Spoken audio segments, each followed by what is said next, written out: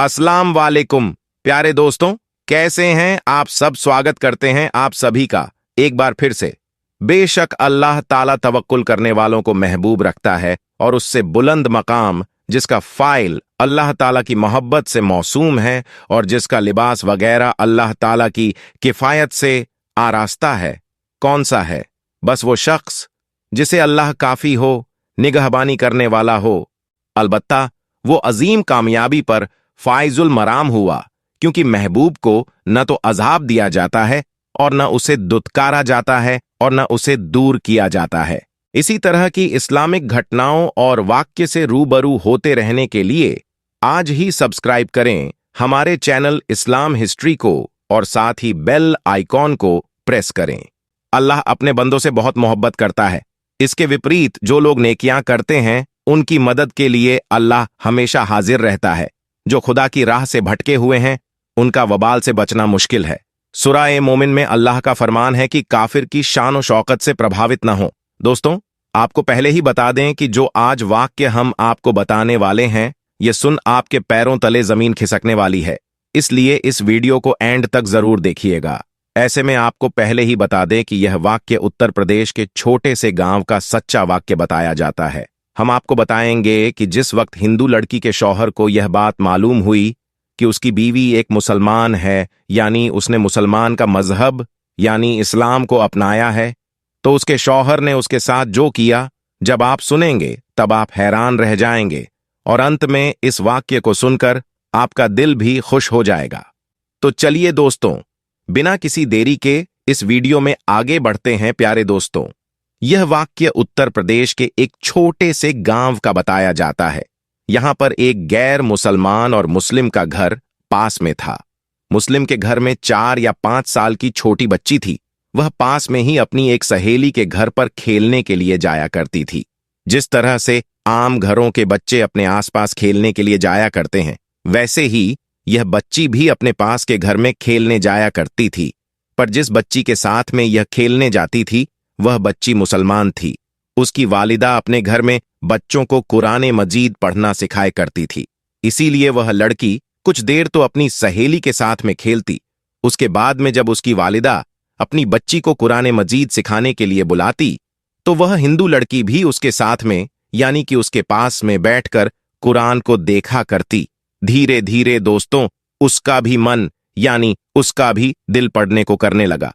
एक दिन उसने अपनी सहेली की मां से कहा कि चाची, मैं भी पढ़ना चाहती हूं। अब सहेली की मां ने साथ में उसको भी पढ़ाना शुरू कर दिया। हिंदू लड़की ने धीरे धीरे कायदा पढ़ना सीख लिया। फिर बाकायदा कुरान मजीद भी अपनी सहेली के साथ पढ़ना शुरू कर दिया। उस बच्ची ने अपने माँ बाप को इसके बारे में कुछ भी नहीं बताया, यानी कि वह इस बात से अनजान थे। जब मुस्लिम लड़की ने कुरान मजीद पढ़ना मुकम्मल सीख लिया, तब तक यह गैर मुस्लिम लड़की भी पूरा कुरान मजीद पढ़ना सीख गई थी। प्यारे दोस्तों, उसके बाद में एक ऐसा वक्त आया कि वह बच्ची जवान हो गई। माँ बाप ने उस लड़की की शादी एक गैर मुस्लिम हिंदू के साथ तय कर दी और वह इतना ज्यादा कट्टर था, मुसलमानों को देखना तो दूर की बात, मुसलमानों की बात करना भी पसंद नहीं करता था, क्योंकि उसको मुसलमानों के बारे में गलत जानकारी थी। अब उसे लड़की की शादी होने लगी। एक दिन वह लड़की अपनी मुस्लिम सहेली की मां के पास गई और उसको कहने लगी कि मैंने आपसे पूरा कुरान मजीद पढ़ना सीख लिया, मैंने दिल ही दिल में कलमा भी पढ़ लिया, मगर मैं इसके बारे में अपने घर वालों को कुछ नहीं बता सकती।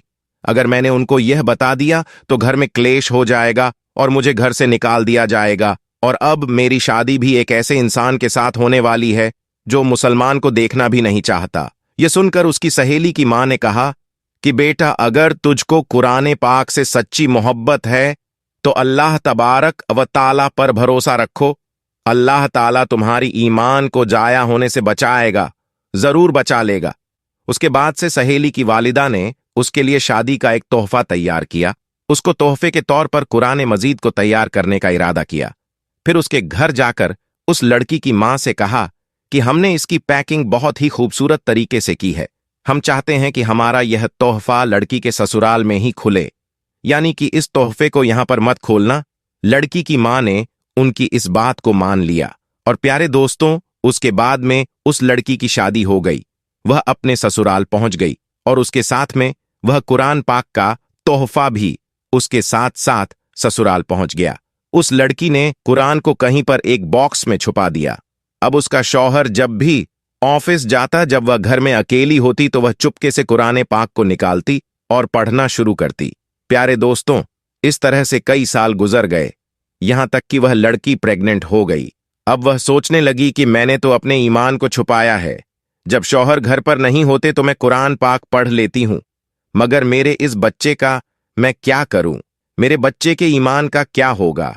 यही सोचकर वह अल्लाह से दुआएं मांगती थी कि या अल्लाह कोई ऐसी तरकीब बता कि मैं अपने बच्चे को भी कलमा पढ़ा सकूं। प्यारे दोस्तों, उसको कोई भी ऐसी सूरत नजर नहीं आ रही थी कि वह अपने शौहर के सामने इस बात को बोल सके। मगर अल्लाह की शान देखे, एक दिन उसका शौहर बीमार हो गया और वो हॉस्पिटल में अपना टेस्ट करवाने के लिए पहुंच गया।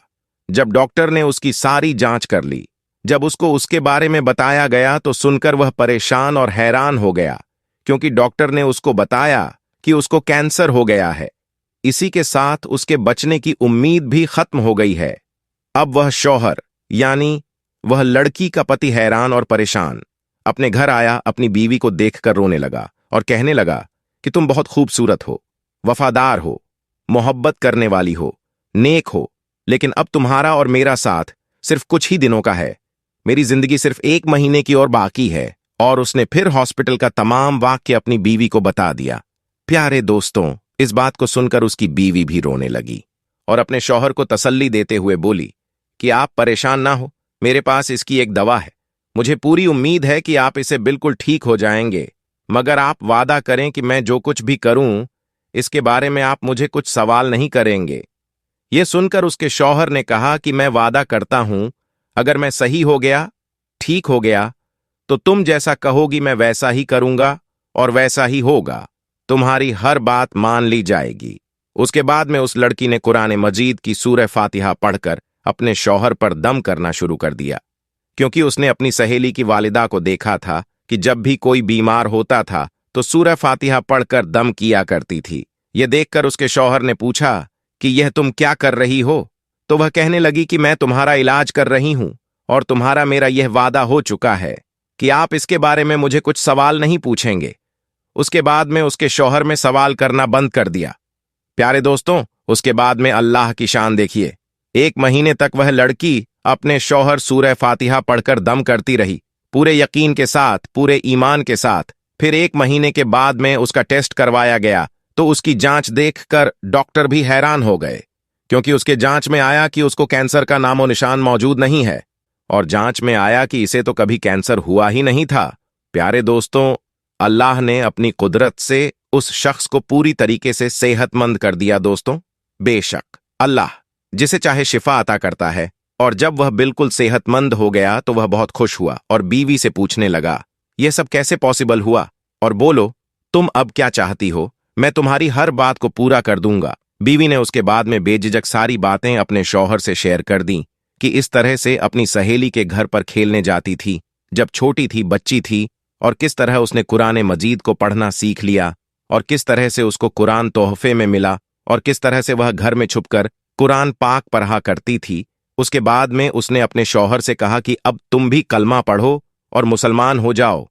अब शौहर उसकी बात को मना नहीं कर सकता था, क्योंकि उसने वादा किया था।